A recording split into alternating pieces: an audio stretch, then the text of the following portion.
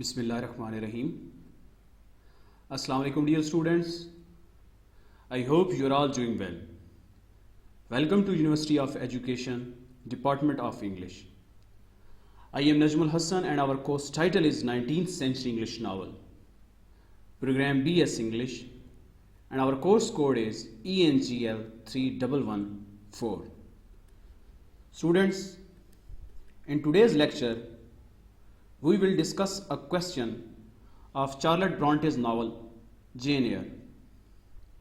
And the question is comparison and contrast, Rochester and St. John rivers. What are their strengths and weakness? Why does Jane choose Rochester over St. John? Students, when we talk about the novel Jane Eyre, when Jane Eyre first appeared in 1847, the passionate voice of its first-person heroine took the Victorian literary world by storm. Contemporary reviewers called it an extraordinary book. An American journal characterized New England as suffering from Jane Eyre fever. It really hit the controversial balance beautifully, being edgy enough to make news, but still mainstream enough to be widely popular. It was sort of like the Fight Club of its days. This novel got an immediate popular and critical success. George Lewis, a famous Victorian critic, declared it the best novel of the season. Charlotte Bronte, particularly in Jane Eyre, manifests an aggressivity towards her readers that is infrequent among major novelists. Though she professed great admiration for William Makepeace, the author of Vanity Fair, but he was not an authentic influence upon her. Like her sister Emily Bronte, Charlotte was the perhaps disciple of the poet Lord Byron, whose personality and works are the inspiration for Rochester, a pure type of the Byronic hero, but also the Byronic pride and passion of Jane herself. Students, when we talk about Byronic heroes, these are characters that represent dark attributes and struggling personality in the novel. Byronic hero is a variant of the romantic hero as a type of character named after English romantic poet Lord Byron. A romantic literary character that is usually dark, mysterious, troubled, moody, arrogant, and sexually intense. Byronic heroes tend to be characterized as being intelligent, arrogant, depressive, violent, or self-aware, or you may say emotionally and intellectually tortured. Byronic heroes are invariably courteous toward women, often loves music or poetry, and has a strong sense of honor. A Byronic hero is a man who is honorable and intelligent, but one who has made a mistake in the past and still carries that burden. And these past sins do not make a Byronic hero any less sympathetic, rather the mistakes can serve as a humanizing factor.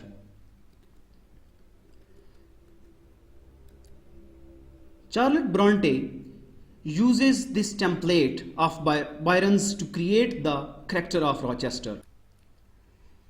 Jane's first description of Rochester occurs when she meets him on his horse. She don't know that this man is her employer, honestly tells her unflattering appearances. Rochester is a typical Byronic hero who is moody, arrogant, and cynical and jaded. And like all Byronic heroes, he is attracted by Jane's chastity, purity, or you may say her innocence. He is also clinically mad or gloomy, depressive, living in an unreal world. He cannot deal the reality of his own situation like his Clarence about his first fateful marriage. May be biased. His illness may be driven his wife mad. Obviously, this is a speculation. Character portrayal of Jane Eyre works. When we specifically talks about this novel, Jane Eyre, the characters Charles Bronte created in this novel are powerful, heartful, fiery, and clever, and their stories are compelling, exciting, and profoundly original. When we talk about her poetic descriptions of nature, she deeply explored human experiences and developed her own strong ideas on religion. Description of Mr. Rochester in the text. In chapter 12 of the novel, character of Mr. Rochester has been described by Jane. His figure was enveloped in a riding cloak, but I traced the general points of middle height and considerable breadth of chest. He had a dark face with stern features and a heavy brow. He was past youth, but had not reached middle age. Perhaps he might be 35. I felt no fear of him. Had he been a handsome, heroic-looking young gentleman, I should not have dared to stand thus questioning him against his will and offering my services unasked. Here you can say, after reading these lines, Jane describes about her first meeting with Mr. Rochester. When walking to deliver mail, she passes Mr. Rochester and witnesses him fall from his horse. Jane describes not only Mr. Rochester's strong physical features, but she also describes her first impression of his personality. Right away, she identifies how comfortable and confident she feels in his presence. At another point, she says, I knew my traveler with his broad and jetty eyebrows, his square forehead made square by the horizontal sweep of his black hair. I recognized his decisive nose, more remarkable for character than beauty. His full nostrils, denoting, I thought, color, his grim mouth, chin, and jaw. Yes, all three were very grim, and no mistake. I suppose it was a good figure in the athletic sense of the term, broad-chested and thin-flanked, though neither tall nor graceful. After reading these lines, we can say here she meets Mr. Rochester a second time, recognizing that he was the traveler she met on the road the night before.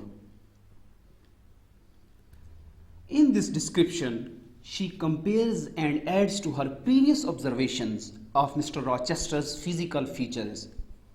She describes how his physical features parallel to his character, such as by describing his decisive nose and grim mouth. Students, we can say that character of Mr. Rochester is a controversial and important character. The owner of Thornfield Manor and Jane's lover, Mr. Rochester is an interesting twist on the tragic Byronic hero. He is not handsome, but his great passion and forcefulness make him an extremely appealing and sensual character in Jane's perspective.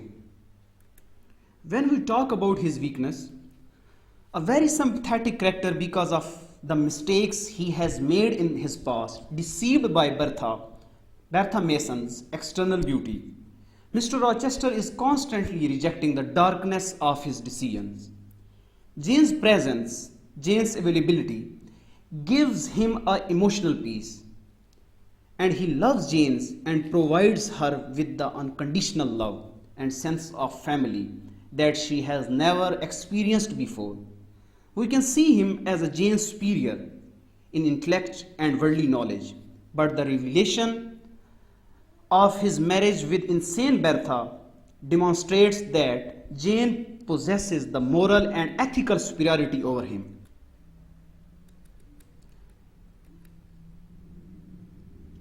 Students, Jane rejects his marriage proposal after she learned about his past marriage. She rejects him because Bertha's marriage is a cautionary symbol of Victorian marriage. He may still end up imprisoning Jane in his own way through matrimony, just you can say he has done with Bertha. When Jane agrees to marry with Rochester after gained her independence, the fire Bertha set to Thornfield has blinded him. Now he is dependent on Jane and shows us a fact which nullifies the typical marriage inequalities of the time period. Although his manners were stern, silent, and he is not good looking, he wins Jane's heart in the later part of the novel because she feels they are kindred spirits and because he is the first person in the novel to offer Jane lasting love and real home. He regrets his former libertinism and lustfulness. Nevertheless, he has proven himself to be weaker in many ways than Jane. She feels living with him as his mistress would mean the loss of her dignity. Because Rochester has been blinded by the fire and has lost his manor house at the end of the novel, he has become weaker while Jane has grown in strength. But she claims that they are equal. But marriage dynamic has actually tripped in her favor. Now we will discuss the character of St. John Rivers, a person with two sisters, Diana and Mary at Moor House, and Jane's cousin, a restless character searching for a place and purpose in life. His description in the light of text. His character has been described by Jane. He was young, perhaps from 28 to 30, tall, slender. His face riveted the eye. It was like a Greek face, very pure in outline, quite a straight, classic nose, quite an Athenian, mouth and chin. He might well be a little shocked at the irregularity of my lineaments, his own being so harmonious. His eyes were large and blue, with brown lashes. His high forehead, colorless as ivory, was partially streaked over by careless locks of fair hair. Students, after reading these lines, we can say that Jane's description of St. John's physical features hints at the pure and straight character of his personality. St. John has rescued Jane from his doorstep, taking her in when she was in a desperate state. Her detailed analysis, her detailed observation of his facial appearance is totally different from the physical appearance of the dark and brooding Mr. Rochester. At another point in the novel, we can say, this is a gentle delineation. It is not reader, yet he whom it describes sacristically impressed one with the idea of a gentle, a yielding and impressible, or even of a placid nature. Quiescent as he now sat, there was something about his nostril, his mouth, his brow, which to my perceptions indicated elements within either restless or hard or eager. After reading these lines, we can say that Jane is describing St. John with a focus more on his personality than his appearance. She identifies that while St. John has some gentle physical features, she quickly recognizes the restlessness and hardness in his nature. She sees that he has an unyielding, cold side to him. But besides his frequent absences, There was another barrier to friendship with him. He seemed of a reserved and abstracted and even a brooding nature, zealous in his ministerial labors, blameless in his life and habits. He yet did not appear to enjoy that mental serenity, that inward content, which should be the reward of every sincere Christian and practical philanthropist. Here we can see the deeper understanding of his personality.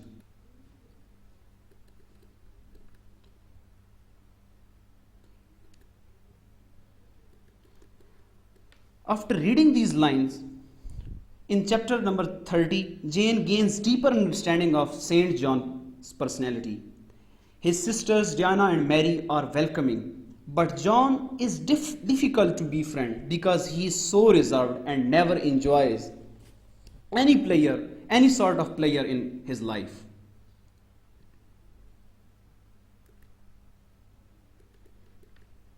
And she says that I found him a very patient, very forbearing, and yet an exacting master. He expected me to do a great deal, and when I fulfilled his expectations, he, in his own way, fully testified his approbation. By degrees, he acquired a certain influence over me that took away my liberty of mind. I did not love my servitude. I wished many a time he had continued to neglect me.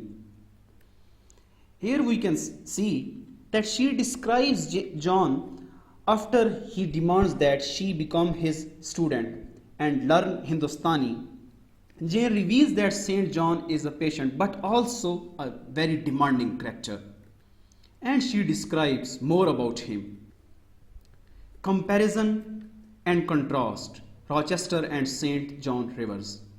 Students, when we compare both characters, we can see that both characters are different from each other. Firstly, we can see after reading text of novel that there is a contrast between appearance and reality.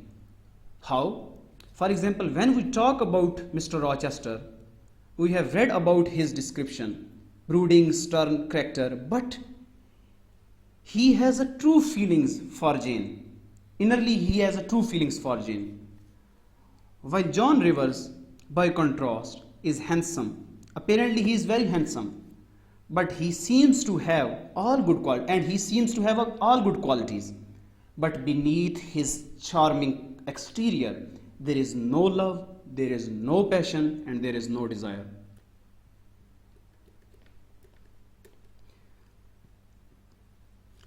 Like Mr. Rochester, St. John has a commanding personality, but the two men contrast in their range of feelings. St. John relinquishes worldly happiness for a commitment to his religious principles. His stern religious faith make him self-denying and cold. He is the last of the three major Christian models which have been described in the novel. Jane observes over the course of the novel, Stoical, cold and strictly devoted to Christianity, St. John's religion is far too detached for Jane. He refuses to give into his love for Rosamond Oliver because his focus is towards expansion of his religion. And we can see that St. John expresses to Jane why he decided to become a missionary. He describes how at first he was miserable with his path because he longed for a more exciting life than that of priest. He explains after some struggle, he came to accept his role as a missionary, saying that he heard God calling him, revealing his strong sense of religious duty. And he says,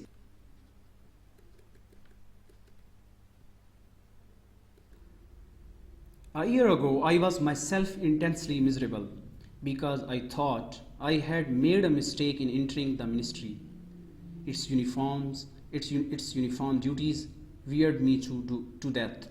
I burned for the more active life of the world, for the more exciting toils of a literary career, for the destiny of an artist, author, orator, anything rather than that of a priest. After a season of darkness and struggling, light broke and relief fell. My cramped existence all at once spread out to a plain without bounds. My powers heard a call from heaven to rise.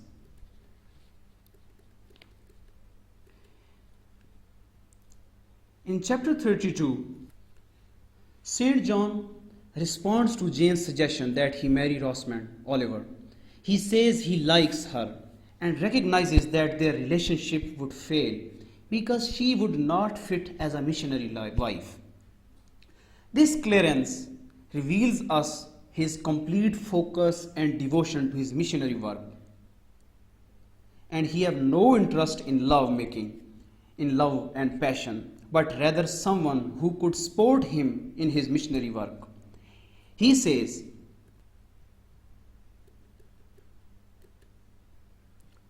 while something in me,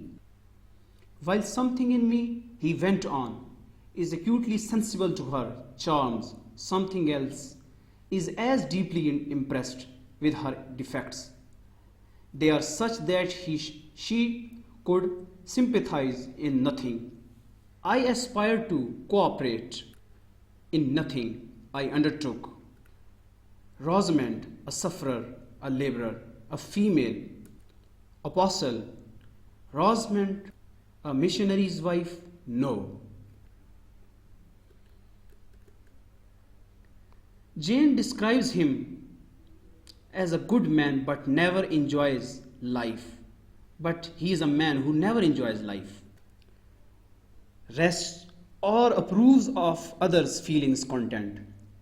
Jane's reflection comes after St. John disapprovingly ignores Jane's improvements at Moor House. She observes that he is not a good husband material, adding to the novel's theme of what makes a good marriage. She says, St. John was a good man, but I began to feel he had spoken truth of himself when he said he was hard and cold. The humanities and amenities of life had no attraction for him. He would never rest, nor approve of others resting around him. I comprehended all at once that he would hardly make a good husband, that it would be a trying thing to be his wife. Jane concludes that he still knows little about God's love. St. John does not love Jane, but he believed that she would be suited to missionary work in India and thus asked her to marry him, while Jane admits that she would accompany him but as his cousin sister. Marrying him would mean forfeiting her rights to a life of passion and love, and losing her independence in such a way is unacceptable to her, while accompanying him without marriage violates St. John's sense of propriety. As you can see in these lines, he says that God and nature intended you for a missionary's wife. It is not personal but mental endowments that have given you. You are formed for labor, not love. A missionary's wife shall be. You shall be mine. I claim you, not for my pleasure, but for my sovereign service. We can see after reading these lines that he is attempting to convince her to marry him and become a missionary in India. His statement, labor not for love, focuses upon his belief that love and passion have no place in a moral life. Jane approves his morality, but she is unwilling to sacrifice love to become the kind of woman that St. John wants her to be. He says, refuse to be my wife and you limit yourself forever to a track of selfish ease and barren obscurity. Here you can see that he gives a cold and tyrannical statement. to Jane after she continues to decline his proposal to be his missionary wife. Jane will refute his prediction of ease and obscurity. By choosing to devote herself to Mr. Rochester, Jane chooses an active, fruitful life on a global stage. And these lines show that how intensely St. John is committed with his religion, with his belief. Jane often describes Rochester's eyes as flashing and flaming, whereas she constantly associates St. John with rock, ice, and snow. When he invites her to come to India with him as a missionary, St. John offers Jane the chance to make a more meaningful contribution to society than she would as a housewife. But independence would be accompanied by loneliness, and joining St. John would require Jane to neglect her own needs for love and emotional support. Her consideration of St. John's proposal leads Jane to understand that paradoxically, a large part of one's personal freedom is found in a relationship of mutual emotional dependence.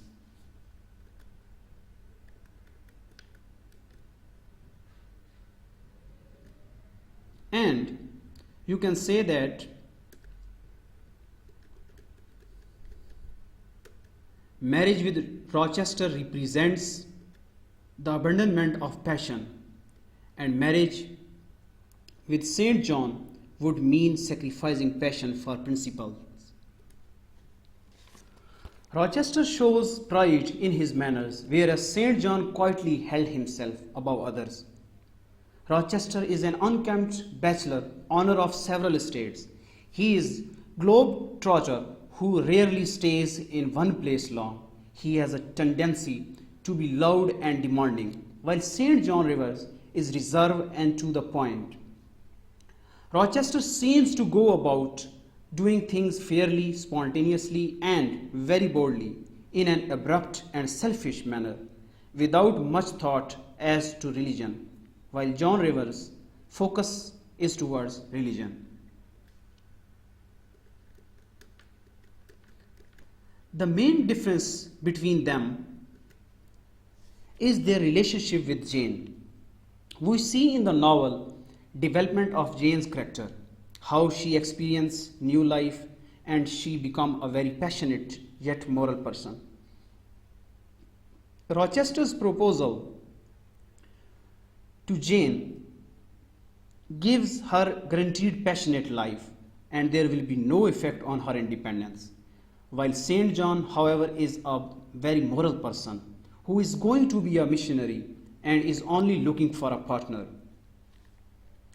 She would lead a moral life after marrying St. John Rivers, but she would have to muffle her passion. And these two separate proposals show the two conflicting natures of Jane.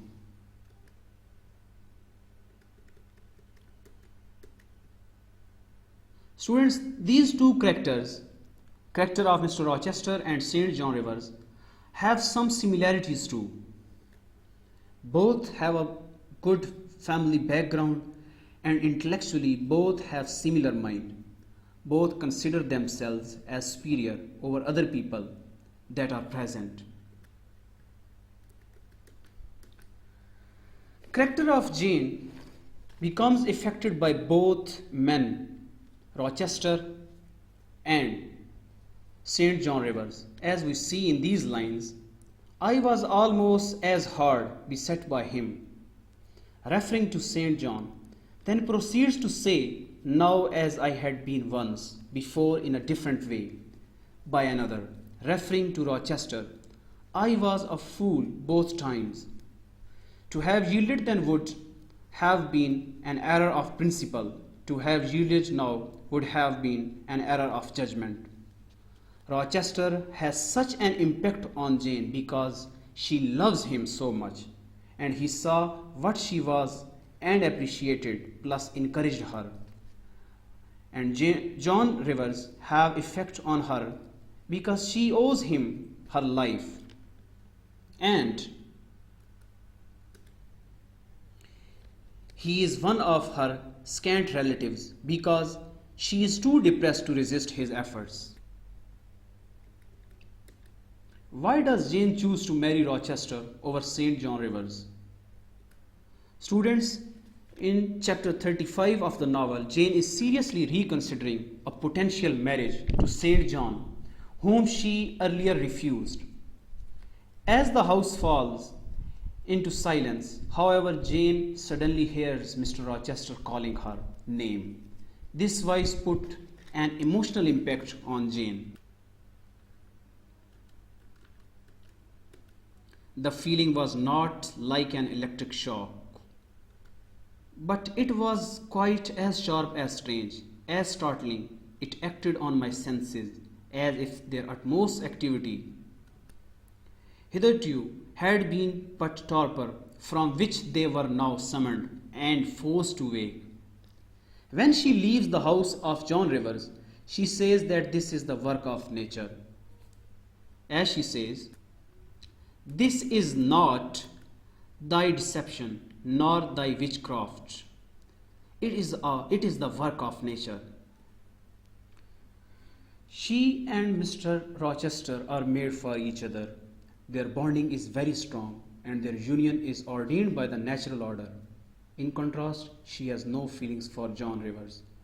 She would only marry him for the sake of propriety, since she could not accompany him on his mission as a friend.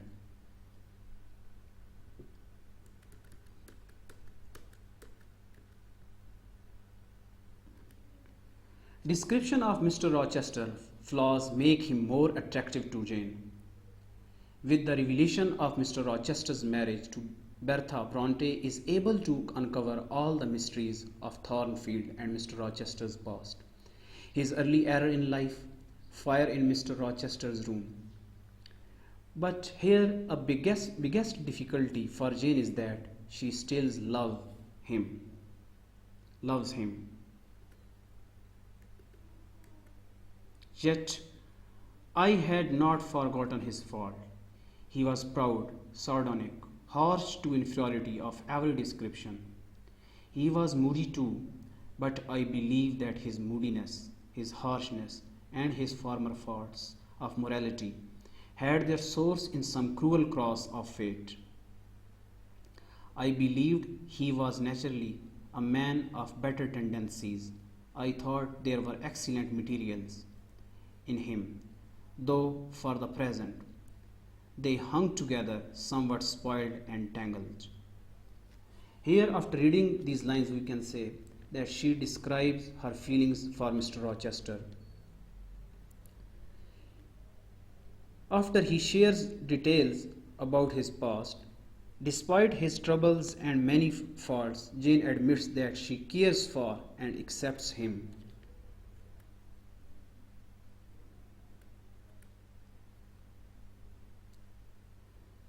She just focuses on the good in him. Despite Mr. Rochester's flaws, his faults, moodiness, and bitterness, she just focuses on the good in him.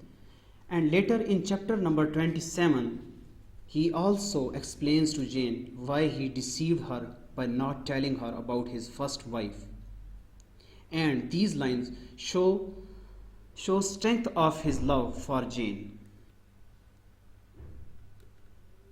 To tell me that I had already a wife is empty mockery. You know now that I had but a hideous demon. I was wrong to attempt to deceive you, but I feared a stubbornness that exists in your character. This was cowardly. I should have appealed to your nobleness and magnanimity at first, shown to you not my resolution. That word is weak, but my resistless bent to love faithfully and well, where I am faithfully and well loved in return. In short, you can say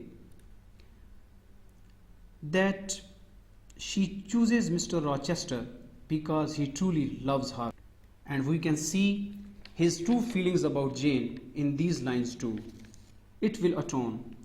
Have I not found her friendless and cold and comfortless?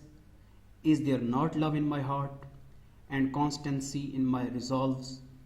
It will expiate at God's tribunal. I know my Maker sanctions what I do for the world's judgment. I wash my hands thereof for man's opinion. I defy it. These lines shows his strong character and his genuine love. He declares how his love will make up for going against society and God to be with Jane. Mr. Rochester shows his strong character and his genuine love, and his references to atonement, expiation, and God's tribunal hint at a crime, and Mr. Rochester's choice of words foreshadows his dark secrets.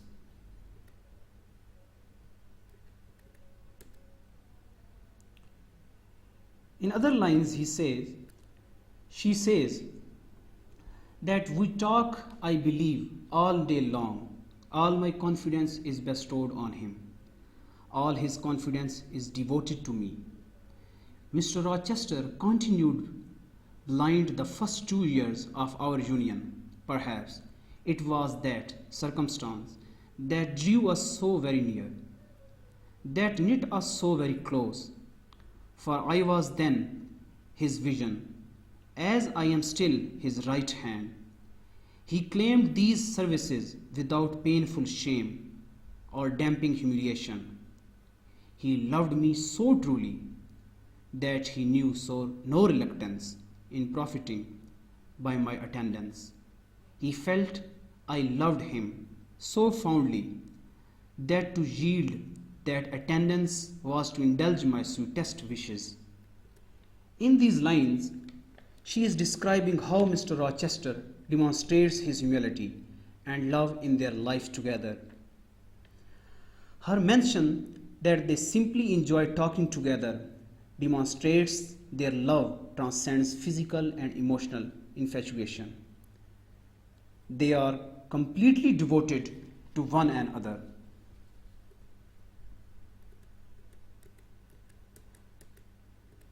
You can say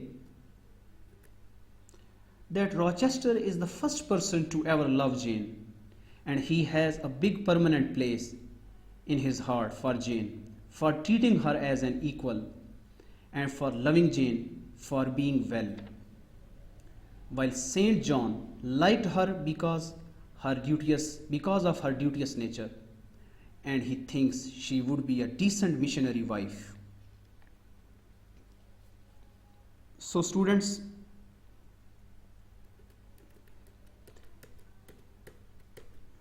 here are the references of this lecture, and that's all for today's lecture. God bless you all. Thank you so much. Allah Hafiz.